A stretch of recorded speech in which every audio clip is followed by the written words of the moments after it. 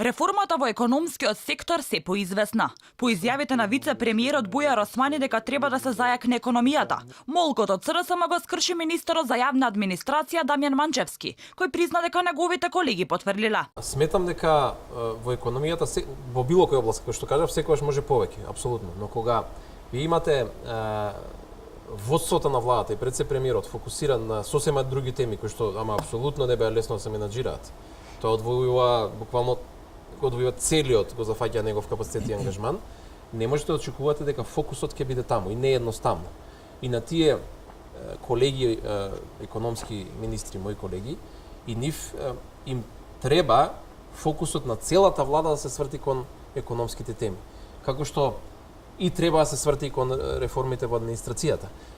Кога клучните луѓе се свртени кон решавање на вакви прашања, кои што многу беше тешко да се решат, нормално да се очекува дека во другите делови малце поспоро ќе отработите. Ваквите изјави на министерот Манчевски може да се толкуваат како старт на така наречената blame game, односно барање на виновници кај другите за колективните неуспеси на целата влада во првиот ешалон на власта поради најавената чистка. Сепак Манчевски не стравува за својата позиција. Тој во 2 наврати истакна дека таа одлука ја носел премиерот, а тимот во министерството со кој тој раководи го давал својот максимум. Првиот гласноговорник за промени во економскиот сектор беше вице-премиерот Османи, кој 2 дена поред ја потенцираше потребата од зајакнување на економскиот сектор кој досега беше во сенка на политиката. Очекуваме деновиве да се оствари тематската средба за потребите од зајакнување на капацитетите на владата во поглед на фокусот на економските прашања, дека ги затворивме политичките теми. И двајцата лидери на коалицијата имаат свој концепт како треба да се зајакнат тие капацитети и треба да седнат и да донесат конкретни одлуки.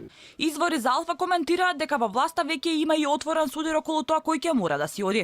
Дали министерот за економија Бектиши, кој е токму од ДУИ, или пак некој од кадрите на СРСМ, Тевдовски, Сугаревски или Андјушев. Сепак, министрите од економскиот сектор велат дека се релаксирани по ова прашање. Оти си ја вршеле работата како што треба, а и премиерот ќе ја донел одлуката за метлата. Јас и Министерството за финансии е целосно посветено на реформите. Ако треба јас како министер да сумирам во однос на органите во состав и за управата за јавни приходи, и за царината, управата за имотно-правни работи, финансиска полиција и финансиско разузнавање, јас сум целосно задоволен од работата.